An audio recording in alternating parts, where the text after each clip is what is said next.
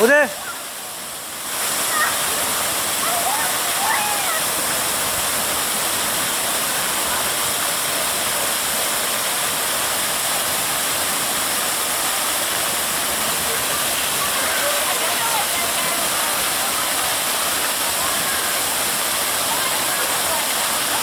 ਉਹਨੇ ਇੱਧਰ ਦੀ ਆ ਜਾ ਗੈਸ का